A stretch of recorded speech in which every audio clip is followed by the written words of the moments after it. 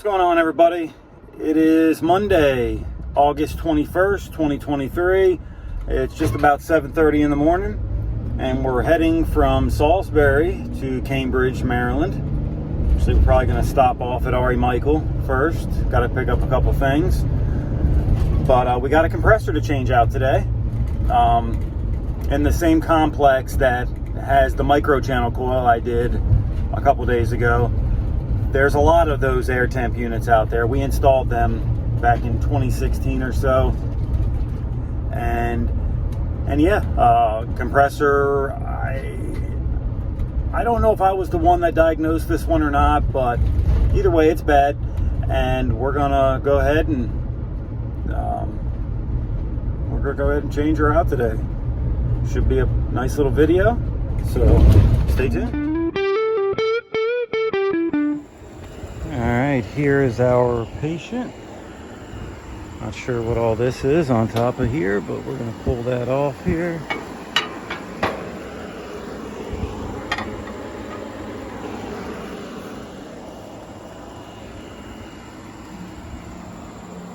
Alright, let's get the gauges hooked up. See how much charge is left in it. Alright, so we got a decent amount of pressure here, so I'm going to weigh what I take out. That way we know how much is in there to just confirm it's not leaking either.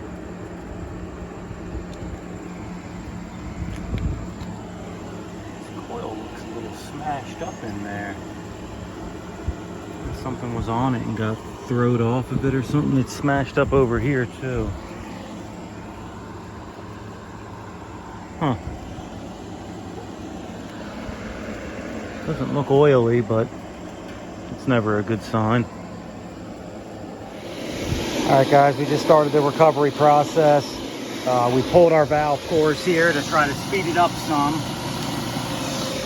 Valve cores pulled there. We're going to weigh, see what we got taken out. We are filling our tank through our vapor side. Now the reason why I like going in the vapor side is because it dumps it right into the top of the tank. Your liquid side has a dip tube that goes all the way to the bottom of the tank. With this one, if you put it in the liquid side, you're kind of fighting against liquid. When you're putting it in there, I don't like doing that. I'll just dump it right into the top of the tank there. So we'll let this recover. Make sure it has at least close to what the holding charge is. And then we'll get started on the rest of the compressor. All right, so our holding charge, 46 ounces, which is just under 3 pounds, I believe. We've taken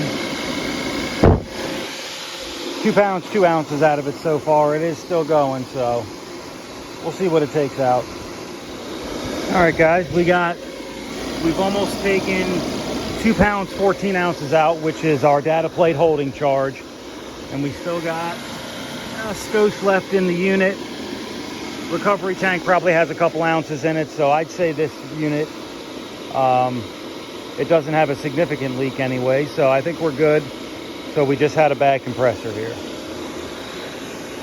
That's reassuring.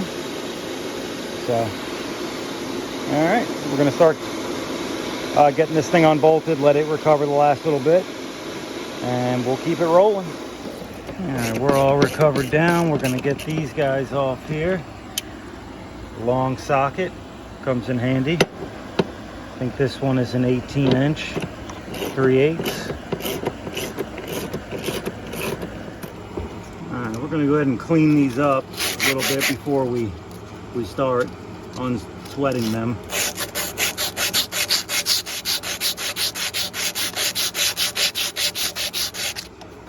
It's always good to start with a fresh, clean piece of copper. It looks like I'm pissing a spider off. Get out of here. He'll end up biting me later. All right, guys, we're gonna flow nitrogen here. We're gonna put it through our low side and have it weep out our high side here. I usually don't ever, when I flow nitrogen, do it through my gauges because I really don't have to. So Yeah, what I do is I just right off the nitrogen regulator, send it right into the low side, let it flow through the system, and then back out through the high. So it's good to have one of these type of regulators. They make a couple different kinds here, but this kind actually has a braise and a purge setting. So we're going to just raise this up until we're in that orange braise section. Right there, I like to keep it on the lower side. Anywhere between 3 and 6 is good, but I like to go right on the low side there, just so you have a little bit going through there, but it's not so much where it's blowing your flame around. So yeah, right about there is good.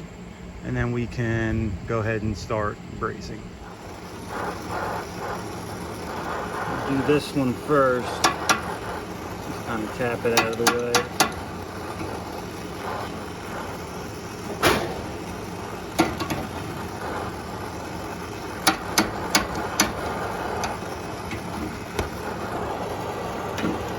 And we can hop back down to this one.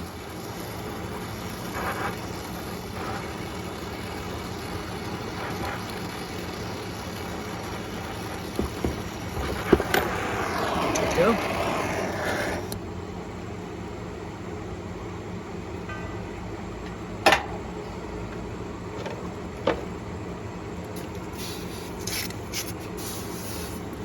Go ahead and wet this and stop the heat transfer. With my channel locks just like this, we're going to pull it right up out of there.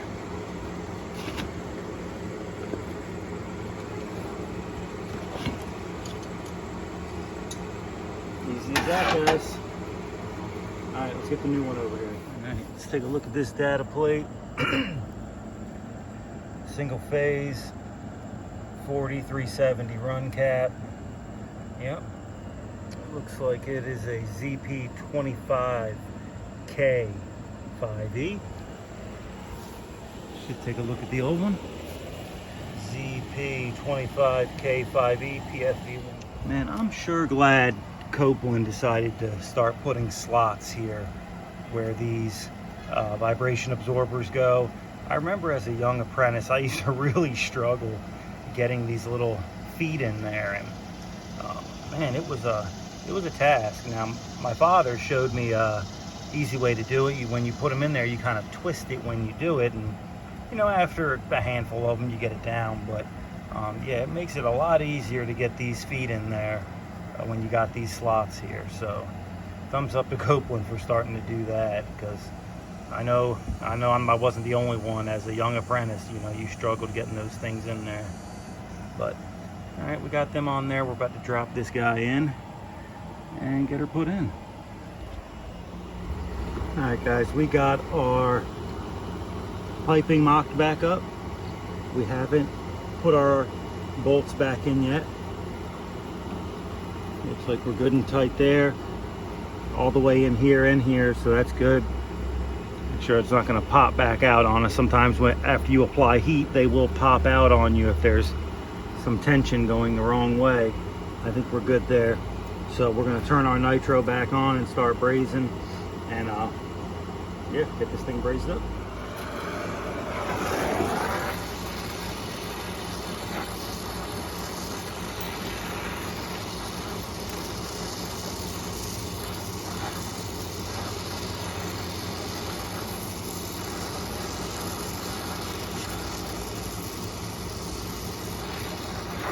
You want to make sure you heat up the existing pipe a little more than your new, because the solder is going to stick to your new pipe pretty easily with not as much heat. You want to make sure you heat up back here more.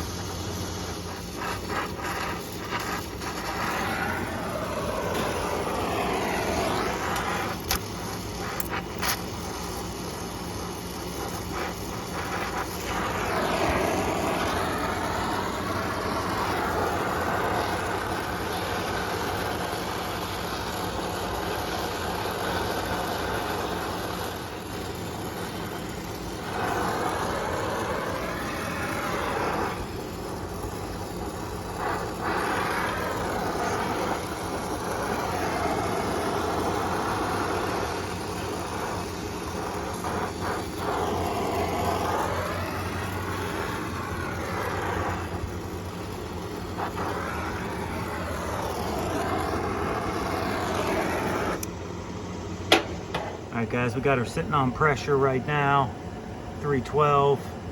Let her sit there for a couple minutes, see where it ends up. I think it's probably going to be good, considering the charge we took out of it. Alright guys, another thing we're going to do while we're here is we're going to change this capacitor out. Anytime you do a compressor, you always want to do a capacitor. Sometimes I'll even do a new contactor along with it, but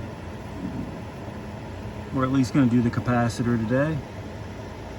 So it has a nice brand new run capacitor to go with a brand new compressor. All right, we just threw her on the vacuum now.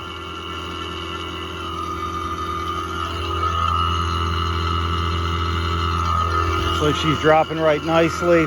We got our gas ballast open until we get down around 1,000 microns, and then we're going to shut that. While it's pulling the vacuum, I'm going to go ahead and change out that capacitor. All right, guys, we're down to about 215. We got our new capacitor in. We're about to start a decay test, and then we'll see if it holds, and then we'll charge this baby up. All right, it's looking okay. I would like to get that suction pressure up some. It looks like we're pretty close. We got 3 pounds in it. It's 2 ounces over the holding charge, about 3 ounces over the holding charge. So I might try to add a couple more ounces just to get that suction pressure up and that superheat down just a little bit. Subcooling looks pretty good though. That subcooling looks real good. Air Temp has a approach chart where you take the outdoor temperature and cross it to your liquid line temperature, but I mean, you can just go by subcooling too. So we might add a skosh more, see if we can get that up. Subcooling could probably stand to come up a little bit also, but if I had to leave this right now, I'd probably be okay with it, but we'll try to get some improvement now. All right, I did add a few more ounces. I did get my superheat down. Subcooling stayed about the same. We'll probably let her ride like this. Gonna go in and take a temperature split here in a minute and see where that's at. Well guys, just when you think you're done, we got a cracked pan. I was checking my temp split. I said, what's that dripping sound? Looked down in the plenum, the return box. Sure enough, it was dripping. And I know from experience with these units, they have horrible drain pans. And it doesn't take but a few minutes to pull it. We got a nice crack in her, and I sure as can be do not have one on me. So we're gonna attempt to fix this. All right guys, the first thing we're gonna try to do is get this as clean and dry as possible. So I'm gonna try to get this good and dry, and I'm gonna flip it over, try to get that side good and dry. It looks like this is our only crack here. So it's a pretty good crack too. I mean, that's separated too. Here. I mean, it's nearly split in half. We're gonna get it good and dry. And we're gonna put Nu-Calgons Pan Spray to the test. So it works just like spray paint. And after we get it good and clean, we're gonna put a good healthy coating on it. Guys, on mine, I had this piece of foam here that the coil sits on, that the crack ran right underneath. So I actually took that off so the pan spray will cover that. So I cut a little notch out here, and I'm gonna get the front first, and I'm gonna put a coating on the front and the bottom. All right, we're gonna shake this stuff up, like I said, just like spray paint.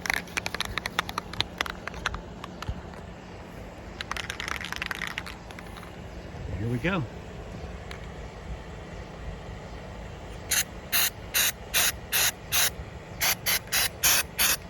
Very generous with it.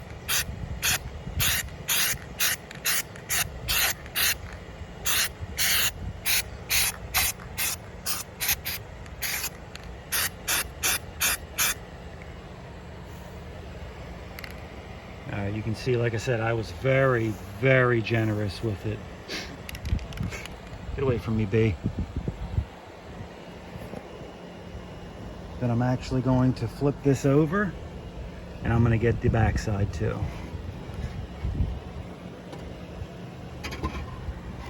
You can see it's already worked its way through, but I'm still going to get a coating back there also.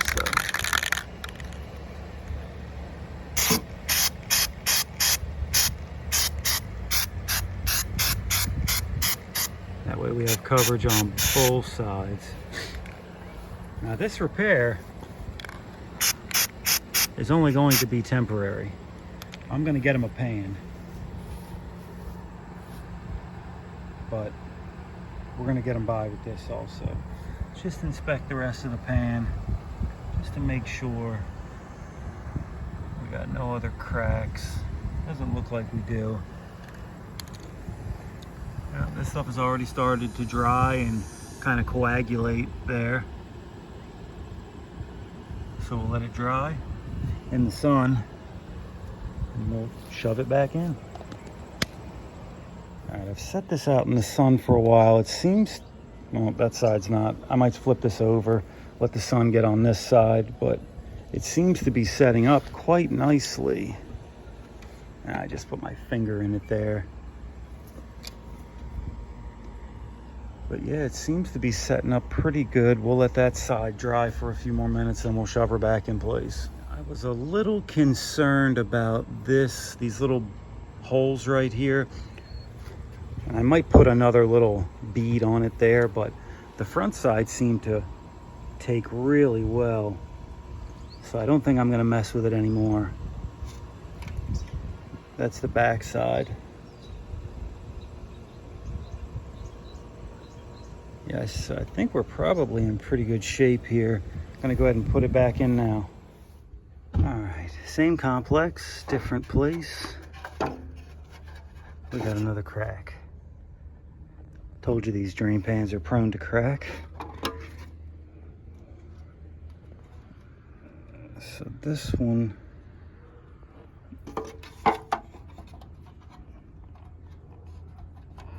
isn't as bad here. Still want to get it good and clean. I get all that slime off there. All right, now that I have a good, dry, clean area to work with, I'm going to go ahead and apply it on the back first. Make sure to shake the can well.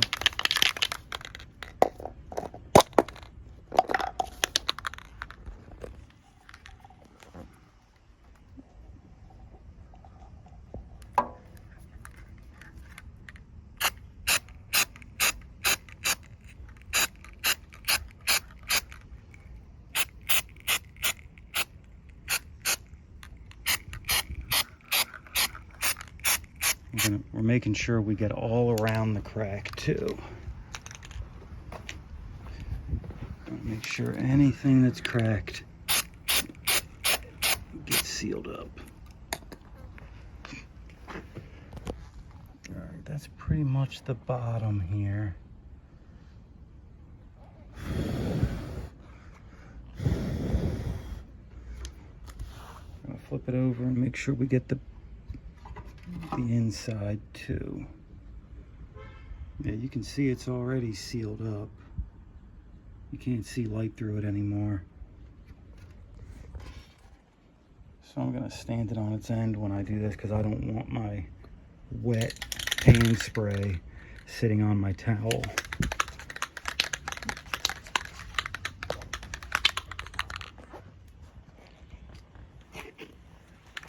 Let's see if I can get this in there.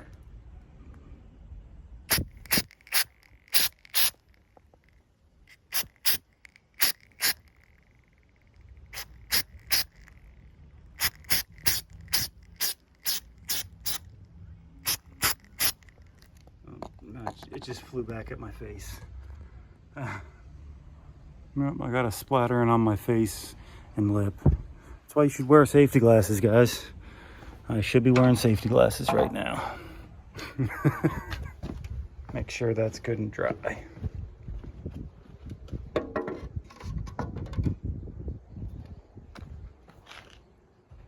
Give that a few minutes. We'll clean up our mess over here. Yeah, the whole bottom of this return box is full of water. Gonna get that out. Yeah, the maintenance guy said after I get done he'd come back and clean up the water, but I know he's not going to open that panel up and suck out that return box that I just showed. So we're gonna at least clean that out of the return box. It looks like it took pretty good. This will hopefully get us by. Still a little wet underneath there. I don't see why this can't get us by. There's a lot of water in there though. I sucked out what was in the return box, but the whole floor is soaked. It's pretty bad. Yeah, you can see it's all over the floor here. All back in here. All that's water. It's like at least a 1/4 inch of water there. I did pull out a lot of it out of this return box here. I could probably get some more. There was about 2 inches in there. Well, you can see where the water line was. But yeah, pretty dirty. But we got our pan back in. We're pouring some water in here now just to see if it's going to leak. And see if our pan will hold up until we can get the replacement. And we're going to look here. Just pour some water in. And we're just going to check underneath and see if it's leaking.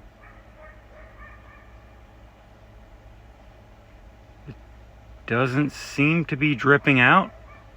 Man, that is nasty. They're going to need to get that cleaned. Yeah, I mean, I know they're not, but they probably really need a remediation company to come in here after this. God knows how long this thing's been leaking for. They just let me know today when I was working on the other unit.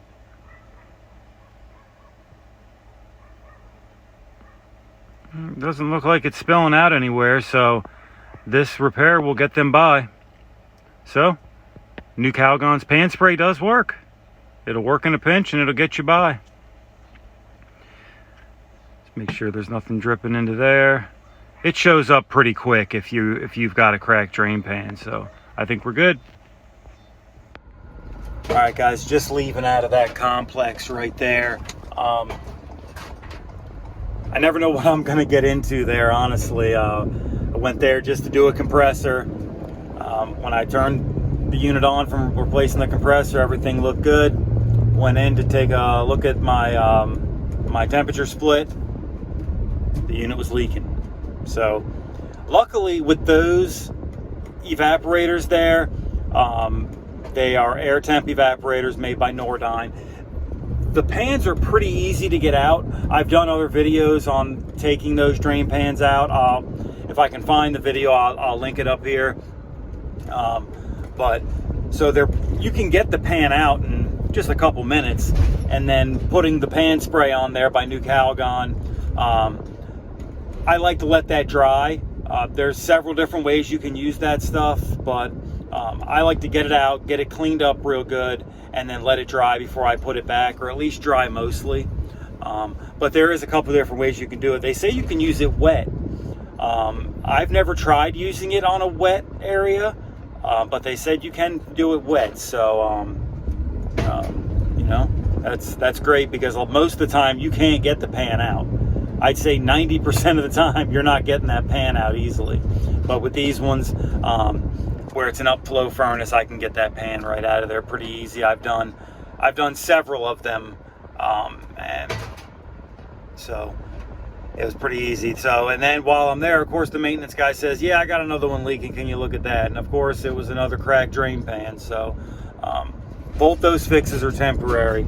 I wouldn't recommend using that permanently on a cracked drain pan. Now, if you're using it as a rubberized coating for a drain pan or something like that, sure, that's perfectly fine. You can leave that there. but whenever you have a crack or something like that, I would just do it as a temporary fix, then go back and replace it. So that's at least what I do. But all right, guys, I got another call I got to get to today. Not sure if I'm going to film any of it, but if I do, it'll be next. All right, guys, well, the last video ended up being a capacitor change, so nothing very interesting about that. If you guys want to see me change a capacitor, I got plenty of other videos out there of me changing capacitors. Actually, I think I have a whole video of me just changing capacitors all day long. But yeah, so there's plenty of cap change videos out there. But that's going to be it for this one, guys. So if you haven't done so already, please like and subscribe if you're new here. I've almost hit 2,000 subscribers, and I appreciate every single one of you guys. I got some manufacturers sending me some cool new products in. Can't wait to get that stuff to show you guys. I got some tools coming in. Gonna show you guys that stuff. Yeah, I got stuff in the pipeline, guys, and we got plenty of work out here. I try to shoot a video every day. It's just sometimes it's not feasible, but I do try to at least film something every day. So at least I can bring you guys something. But yeah, I got a lot of good stuff coming up. So stay tuned for all that. But yeah, if you guys want to donate to the channel, the cash tags are down in the description. PayPal, Venmo, CashApp.